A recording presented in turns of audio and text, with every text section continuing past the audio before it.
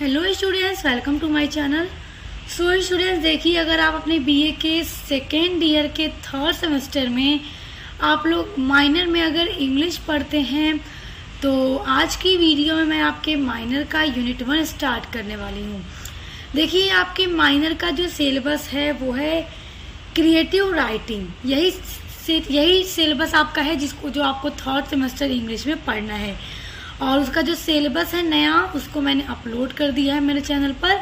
तो अभी तक आपने सिलेबस नहीं देखा है तो इसी वीडियो के डिस्क्रिप्शन बॉक्स में मैं आपको सिलेबस का लिंक दे दूंगी, तो आप लोग देख लीजिएगा। तो चलिए स्टार्ट करते हैं यूनिट नंबर 1। तो स्टूडेंट्स, आप लोग सिलेबस ज़रूर देख लीजिएगा क्योंकि बहुत इंपॉर्टेंट है। उसके बाद ही आप जान पाएंगे कि यूनिट नंबर 1 क्या है, इसमें कितने टॉपिक हैं, कौन कौन से हैं। देखिए, यूनिट नंबर 1 में जो आपका टॉपिक है वो है writing official correspondence letter application. देखिए, ऑफिशियल मतलब तो आप लोग जानते ही हैं, जितने भी जो भी लेटर ऑफिस के वर्क में यूज़ होते हैं, डिपार्टमेंट जो भी गवर्नमेंट डिपार्टमेंट है, इन सब जगहों पे जो भी लेटर यूज़ होते हैं वो ऑफिशियल लेटर होते हैं। और कॉरेस्पॉन्डेंस का मतलब होता है पत्र व्यवहार, यानी कि राइटिंग ऑफिशियल कॉरेस्पॉन्डेंस, यानी कि सरकारी काम काजों में, कार्यालयों में जितने भी पत्र व्यवहार का यूज़ होता है उन्हीं का लेखन के बारे में पढ़ना है, उन्हीं की राइटिंग, कि वो होते क्या हैं, उनको किस तरह से लिखा जाता है, जिसमें आपको ऑफिशियल लेटर एंड एप्लीकेशन दोनों के बारे में पढ़ना है। इसमें आपके बहुत सारे लेटर्स भी हैं, जैसे letter of complain, letter of grievance, letter of acceptance, resignation, redressal letter, ये सभी आपके ऑफिशियल कॉरेस्पॉन्डेंस हैं। तो इनके बारे में भी हम देखेंगे, मगर आज की वीडियो में हम ये समझेंगे कि ये ऑफिशियल कॉरेस्पॉन्डेंस होता क्या है, इसके बारे में, इसके टाइप के बारे में पूरा हम आज की वीडियो में डिस्कस करेंगे। तो एक एक टॉपिक पर हम एक एक वीडियो आपकी लेकर आएंगे, तो आप लोग सभी को पढ़ने के लिए मेरे चैनल से जुड़ जाइए। सबसे पहले देखिए, आपकी हेडिंग है ऑफिशियल कॉरेस्पॉन्डेंस। कॉरेस्पॉन्डेंस का मतलब याद रख लीजिए पत्र व्यवहार, यानी कि पत्रों के द्वारा व्यवहार करना, बातचीत करना रिटन फॉर्म में। मतलब इतना याद रख लीजिए कि कॉरेस्पॉन्डेंस की जब बात आ जाए तो रिटन फॉर्म में हम किसी से कम्युनिकेशन करेंगे। और ऑफिशियल का मतलब यानी कि ऑफिस के वर्क में। Official correspondence define official work letter and include all action of work in an office।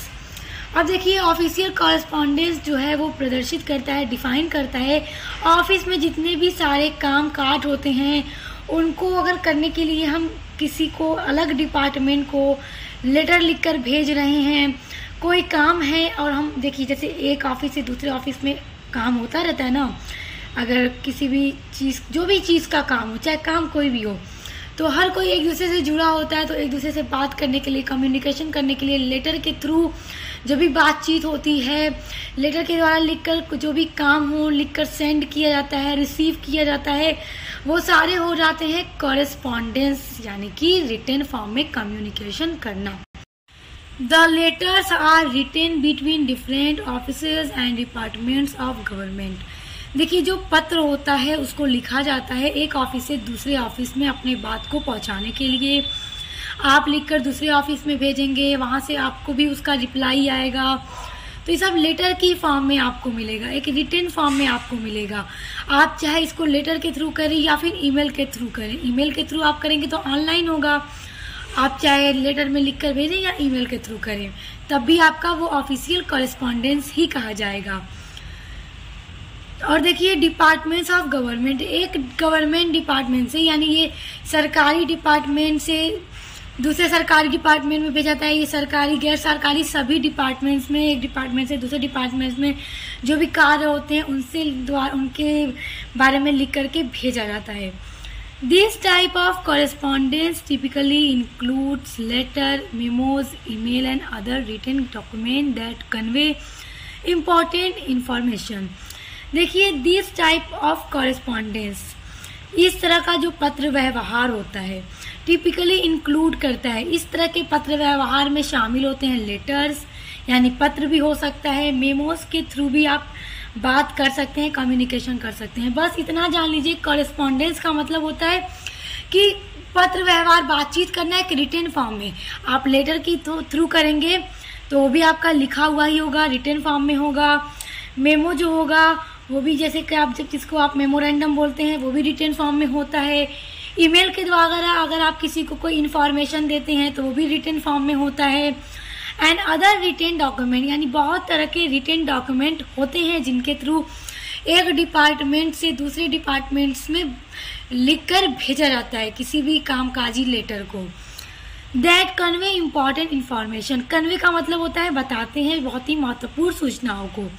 किनके through? Letter, memo, email and other written documents के through. Official correspondence is usually written in a formal and professional tone and follows a specific format. देखिए, जो official correspondence होते हैं वो usually यानी सामान्य तौर पर ये एक फॉर्मल और प्रोफेशनल टोन का मतलब होता है लहजा, यानी कि एक फॉर्मल वे में यहाँ पर एक रूल रेगुलेशन होती है बातचीत करने की, उस जिसमें स्पेसिफिक फॉर्मेट को फॉलो करना होता है। यहाँ पे आप अनाप शनाप कुछ भी लिखकर नहीं भेज सकते अगर आप ऑफिस में लेटर लिख के भेज रहे हैं। अगर आप अपने दोस्त को इनवाइट करने के लिए एक लेटर लिख रहे हैं तो वहाँ पे आप थोड़ा सा इनफॉर्मल होकर बात कर लेंगे, बल्कि आप पूरी तरह से इनफॉर्मल और पर्सनल होकर बात कर लेंगे। लेकिन जब आप ऑफिशियल कॉरेस्पॉन्डेंस करेंगे, यानी कि ऑफिस के वर्क के लिए जब आप कोई लेटर लिखेंगे, तो वहाँ पे आपको एक फॉर्मल और प्रोफेशनल टोन की ज़रूरत पड़ती है और उसको फॉलो करना होता है। यहाँ पर एक स्पेसिफिक फॉर्मेट को फॉलो किया जाता है, तो वही होता है ऑफिशियल कॉरेस्पॉन्डेंस। आई होप आप इसको समझ गए होंगे। अब देखिए, type of correspondence most important topic है, एग्जाम में आपसे पूछा जा सकता है, तो इसलिए बहुत ध्यान से समझिएगा। देखिए, अभी हमने ऑफिशियल कॉरेस्पॉन्डेंस के बारे में समझा है। अब हम देखेंगे कॉरेस्पॉन्डेंस के कितने तरह के होते हैं, मतलब कॉरेस्पॉन्डेंस कितने प्रकार के होते हैं। देखिए, कॉरेस्पॉन्डेंस मैंने आपको बताया कि बस इसका मतलब ये समझ लीजिए कि लिखकर किसी से बातचीत करना, किसी को सूचना देना, ठीक है ना। तो अब देखते हैं कि कॉरेस्पॉन्डेंस कितने तरह का होता है। देखिए, मेनली जो कॉरेस्पॉन्डेंस होता है वो 5 तरह का होता है, और कौन कौन सा होता है आइए जानते हैं, क्योंकि एग्जाम में आपसे पूछ सकता है। पहला है internal correspondence. It refers to the correspondence between the individuals, departments और branches of the same organization. अब देखिए, एक ऑर्गेनाइजेशन है जिसके अंदर एम्प्लॉय हैं, सुपरवाइजर है, मैनेजर है, सारे लोग एक ऑर्गेनाइजेशन के अंदर होते हैं, जिसमें सुपरवाइजर भी होता है, डायरेक्टर भी हो सकता है, ऑफिस के अंदर डायरेक्टर हो सकता है। तो एक ऑर्गेनाइजेशन है, उसके अंदर जितने भी लोग काम कर रहे हैं, जितने भी लोग उसके अंदर हैं, तो जैसे कि मान लीजिए अगर आप जो मेन सुपरवाइजर है उसको अपने एम्प्लॉय से कोई बात कहनी है, तो वो उससे अगर ईमेल के थ्रू उस बात को कह दे, उसको ईमेल कर दे कि इतने टाइम मीटिंग होगी, इस टॉपिक पे होगी, इतने लोगों को बुलाना है, ये लोग आएंगे, तो मतलब जैसे कहा जाता है ना, इन सब चीज़ों के बारे में तैयारी कर लो। क्योंकि आप लोगों ने देखा होगा मूवीज़ वगैरह में जो मेन बॉस होते हैं वो अपने असिस्टेंट को जैसे कि ऑर्डर दे देते हैं, मीटिंग इतने बजे है, ये लोग आएंगे, ये सारा इंतजाम हो जाना चाहिए। तो एक ऑर्गेनाइजेशन के अंदर जब अपने ही एम्प्लॉय से, अपने ही बॉस से और सुपरवाइजर से बात करने के लिए जब कॉरेस्पॉन्डेंस, जब लेटर्स लिखे जाते हैं या ईमेल के थ्रू भेजा जाता है, तो वो इंटरनल हो जाता है। यानी एक ही ऑर्गेनाइजेशन के अंदर कोई 2 इंडिविजुअल आपस में बात करें। जैसे कि देखिए, एक ऑर्गेनाइजेशन अगर है तो उसके कई जगह ब्रांचेस भी हो सकती हैं, उसके डिपार्टमेंट भी अलग अलग हो सकते हैं। तो एक ही ऑर्गेनाइजेशन की अलग अलग ब्रांचेस हैं, अपने अलग अलग डिपार्टमेंट हैं। तो एक उसी ऑर्गेनाइजेशन के एक डिपार्टमेंट से अगर दूसरे डिपार्टमेंट में कोई सूचना पहुंचानी है तो ईमेल के थ्रू अगर भेज दिया जाए, और उसी ऑर्गेनाइजेशन के एक ब्रांच से दूसरी ब्रांच में कोई सूचना पहुंचानी है तो ईमेल के थ्रू, लेटर के थ्रू भेज दिया जाए, तो वो हो जाता है इंटरनल कॉरेस्पॉन्डेंस। यानी कि अपने ही ऑफिस के अंदर, अपने ही ब्रांच को, अपने ही डिपार्टमेंट के दूसरे मतलब व्यक्ति को, एम्प्लॉय को किसी की इम्पोर्टेंट कोई मैसेज देना है तो वो ईमेल के थ्रू बता दिया जाए, वो इंटरनल। अब देखिए, दूसरा है एक्सटर्नल कॉरेस्पॉन्डेंस। अब ये ठीक इंटरनल का अपोजिट है। इंटरनल में एक ऑर्गेनाइजेशन के ही अलग अलग डिपार्टमेंट ब्रांचेस में कोई सूचना देनी होती है तो वो इंटरनल कॉरेस्पॉन्डेंस होता है। अब एक्सटर्नल का मतलब होता है बाहरी, एकदम बाहरी लोगों से पत्र व्यवहार करना। The communication between two different organisation और बिटवीन एन ऑर्गेनाइजेशन। देखिए, कम्युनिकेशन का मतलब होता है संचार करना, बातचीत करना। बिटवीन टू डिफरेंट ऑर्गेनाइजेशन, दो अलग अलग ऑर्गेनाइजेशन। अब जैसे एग्जांपल ले लीजिए, यहाँ पर ऑर्गेनाइजेशन है ए, यहाँ पर एक दूसरा ऑर्गेनाइजेशन है बी, और ये दोनों अलग अलग हैं और ये दोनों एक दूसरे से मिलकर एक दूसरे के साथ बिजनेस करते हैं। मान लीजिए ये ए वाला जो ऑर्गेनाइजेशन है इससे कोई प्रोडक्ट परचेज करता है बी वाले ऑर्गेनाइजेशन से, फिर उसको सेल करता है, तो दोनों आपस में क्या है, बातचीत करते हैं। तो मतलब एक अलग ऑर्गेनाइजेशन से दूसरे अलग ऑर्गेनाइजेशन में अगर बातचीत करनी हो लेटर के थ्रू, ईमेल के थ्रू, या फिर अदर जितने भी रिटन डॉक्यूमेंट हैं उनके थ्रू, वो हो जाता है एक्सटर्नल कॉरेस्पॉन्डेंस। यानी कि एकदम अलग डिपार्टमेंट, अलग ऑर्गेनाइजेशन के दूसरे अलग ऑर्गेनाइजेशन में, यानी कि दोनों एक नहीं है, एकदम अलग अलग हैं, उनके बीच में, या फिर अदर जो क्लाइंट होते हैं अलग ऑर्गेनाइजेशन के, उनसे बात करना, ये सारी जो चीज़ें हैं वो come under the external correspondence. तो ये सारी चीज़ें एक्सटर्नल कॉरेस्पॉन्डेंस के अंदर आती हैं। तीसरा है सेल्स कॉरेस्पॉन्डेंस। सेल्स का मतलब विक्रय, कॉरेस्पॉन्डेंस मतलब पत्र व्यवहार, यानी कि बेचने के लिए, सेल करने के लिए जो पत्र व्यवहार किए जाते हैं वो होता है सेल्स कॉरेस्पॉन्डेंस। समझिए अब इसको। Sales correspondence is a written communication between two parties with the motive of sales. देखिए, जो सेल्स कॉरेस्पॉन्डेंस होता है एक विक्रय पत्र व्यवहार होता है जो कि एक रिटन कम्युनिकेशन की जाती है, लिखकर बात की जाती है, चाहे ईमेल के द्वारा या लेटर के द्वारा, दो अलग अलग पार्टीज के बीच में। और किस उद्देश्य से, सेल यानी बिक्री को बढ़ाने के उद्देश्य से दो अलग अलग पार्टी के बीच में बातचीत की जाती है, वो सेल्स कॉरेस्पॉन्डेंस के अंदर आता है। A sales letter is a form of sales correspondence. अगर आप, जैसे कि आपकी एक पार्टी है, जैसे आप कोई भी चीज़, जैसे कि आप कोई प्रोडक्ट सेल करते हैं और एक बी पार्टी है, आप उससे परचेज करते हैं प्रोडक्ट को जो बनाता है, फिर आप उनसे लेके बेचते हैं, तो आप दोनों आपस में बात करेंगे कि किस तरह से कस्टमर को अपने प्रोडक्ट से अवेयर कराया जाए, बताया जाए कि हमारे प्रोडक्ट में क्या क्या नए नए फीचर्स हैं जिससे प्रोडक्ट अवेयर हो सके, इंट्रोड्यूस हो सके और आपके प्रोडक्ट को खरीदें। तो इसलिए आप दोनों पार्टीज आपस में बातचीत करोगे लेटर के थ्रू कि किस तरह से क्या एडवर्टाइजमेंट किया जाए, क्या विज्ञापन किया जाए, अपने किस तरह से किया जाए अपने प्रोडक्ट का, कि जो भी कस्टमर हैं, क्लाइंट हैं, उससे मतलब इंट्रोड्यूस हो सके और ज़्यादा से ज़्यादा हमारे प्रोडक्ट को परचेज करें और हमारी बिक्री बढ़ती जाए। तो इसी उद्देश्य से दो अलग अलग पार्टीज आपस में बातचीत करते हैं, और अगर वो रिटन फॉर्म में करते हैं तो वो आ जाता है सेल्स कॉरेस्पॉन्डेंस के अंदर। It is a letter that tries to sell a product. और ये किस लिए लिखा जाता है, ये लेटर जो है इसलिए लिखा जाता है, ट्राई मतलब कोशिश करने के लिए, सेल ए प्रोडक्ट यानी किसी भी प्रोडक्ट की बिक्री को बढ़ाने की कोशिश करने के लिए इस तरह के लेटर को लिखा जाता है। Sales letter are an effective way to communicate with clients. जो सेल्स लेटर होता है वो एक बहुत ही इफेक्टिव वे यानी कि प्रभावित रास्ता होता है क्लाइंट से कम्युनिकेट करने के लिए, बातचीत करने के लिए, क्योंकि आप अपने क्लाइंट से लेटर के थ्रू बात करेंगे कि हमारा ये जो प्रोडक्ट हम बना रहे हैं बहुत अच्छा है, इसमें नए नए फीचर्स हैं, इसको परचेज कीजिए, बहुत अच्छा है, मार्केट में लोगों को बहुत पसंद आएगा। तो उससे क्या होगा कि वो आपके प्रोडक्ट को परचेज करेगा, फिर लेकर जाएगा, मार्केट में बेचेगा, लोगों को पसंद आएगा। तो इससे क्या है कि आप जो सेल करना चाहते थे ज़्यादा से ज़्यादा प्रोडक्ट का, तो वो चीज़ें हो जाएंगी सिर्फ सेल्स लेटर के through. It may target a specific group to grab their attention. देखिए, इट में टारगेट कर सकता है स्पेसिफिक ग्रुप को, यानी कि कोई एक विशेष ग्रुप है क्लाइंट का, कस्टमर का, उसको आपके प्रोडक्ट की तरफ अटेंशन दिलाता है सेल्स लेटर के द्वारा। वो आपके प्रोडक्ट की तरफ अटेंशन देते हैं, ध्यान देते हैं और आपके प्रोडक्ट को पसंद करने लगते हैं और परचेज करने लगते हैं। तो इसको इस तरह की बिक्री को कैसे बढ़ाया जा रहा है? सेल्स कॉरेस्पॉन्डेंस के द्वारा सेल्स लेटर को लिखकर क्लाइंट को इंट्रोड्यूस कराया जा रहा है। उसी के बाद क्या है, लोग आपके प्रोडक्ट को पसंद करेंगे। तो ये होता है सेल्स कॉरेस्पॉन्डेंस और इसका यूज बिजनेस में बहुत ज्यादा किया जाता है।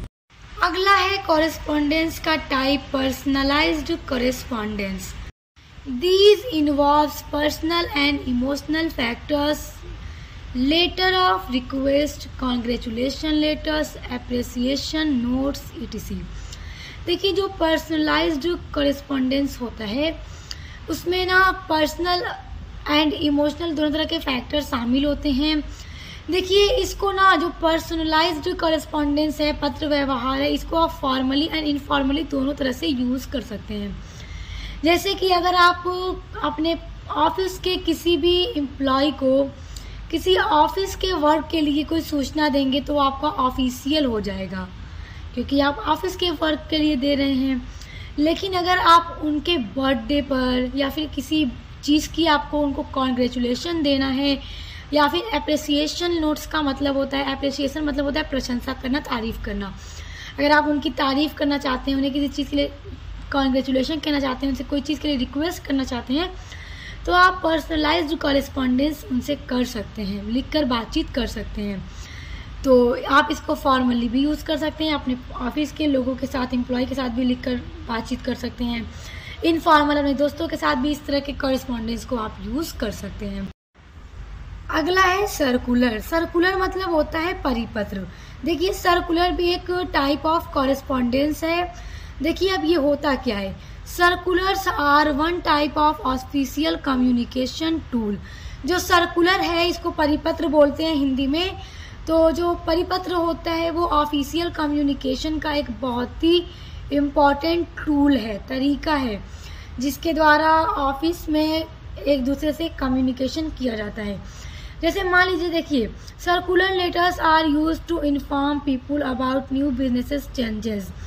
देखिए जैसे कि एक ही सूचना को अगर ऑफिस के सभी लोगों को देनी है, जैसे कि एक कोई बहुत इम्पोर्टेंट मैसेज है जो ऑफिस का जो मेन बॉस है वो अपने सारे एम्प्लॉय, मैनेजर सभी को कोई बहुत ही इम्पोर्टेंट इंफॉर्मेशन देना चाहता है, तो वो एक साथ कितने सारे लेटर्स को लिखेगा या कितने सारे लोगों को ईमेल भेजेगा। तो वहाँ पर वो सर्कुलर का यूज़ करता है किसी इम्पॉर्टेंट इन्फॉर्मेशन को सभी लोगों को बताने के लिए। जैसे ये बिजनेस में कोई चीज़ें चेंज की जा रही हैं, तो जाहिर सी बात है जब कुछ चीज़ें बदली जा रही हैं तो सारे एम्प्लॉय, मैनेजर्स को बताना इम्पॉर्टेंट है। तो वहाँ पर सर्कुलर पर ये सारी चीज़ें लिखकर दे दी जाती हैं, जिससे सारे लोगों को पता चल जाता है। It is include such as office instructions, rule, regulation, information, details about meetings, etc. अब देखिए इसमें सर्कुलर में जो चीज़ें शामिल की जाती हैं, किन चीज़ों के बारे में लिखकर एम्प्लॉयज़ को, मैनेजर्स को बताया जाता है। देखिए जैसे कि ऑफिस के अंदर कोई इंस्ट्रक्शन देना है, निर्देश देना है सभी एम्प्लॉयज़ को, तो एक साथ सारे एम्प्लॉयज़ को किसी एक बात के लिए निर्देश देना है। अगर ऑफिस में कोई रूल रेगुलेशन चेंज हो रहा है, बदल रहा है, उसके बारे में जाहिर सी बात है सभी को बताना होगा। कोई इन्फॉर्मेशन इतनी इम्पॉर्टेंट है जो सभी को बतानी ज़रूरी है, या फिर कोई भी डिटेल है मीटिंग के लिए, क्योंकि हर वक्त मीटिंग भी होती रहती है, तो उसके बारे में कोई डिटेल एम्प्लॉयज़ को देनी है, तो वहाँ पे सर्कुलर का यूज़ किया जाता है, जिसमें लिख करके सभी को एक साथ बता दिया जाता है। तो अभी ये हो गया एक रिटन फॉर्म में जैसे कि कम्युनिकेशन करना, और इसका ऑफिस में बहुत ज़्यादा यूज़ किया जाता है। तो स्टूडेंट्स आज की वीडियो हम ऑफिशियल कॉरेस्पॉन्डेंस एंड कॉरेस्पॉन्डेंस के जो टाइप हैं उसको हमने देखा। देखिए नेक्स्ट वीडियो में हम आपके जो भी लेटर हैं जिनके ऊपर आपके एग्ज़ाम में क्वेश्चंस आएगा उनके बारे में देखेंगे। किस किस तरह के लेटर एग्जाम में आ सकते हैं, उनके फॉर्मेट के बारे में देखेंगे, और किस किस तरह के क्वेश्चन पूछे जाएंगे, वो सारी चीज़ें हम नेक्स्ट वीडियो में कवर करेंगे। तो अपने सभी यूनिट्स को पढ़ने के लिए आप मेरे चैनल को सब्सक्राइब करके बेल आइकन को प्रेस कर लीजिए, ताकि आने वाली वीडियोज़ के नोटिफिकेशन आपको मिलते रहें। तो अब मिलते हैं नेक्स्ट वीडियो के साथ।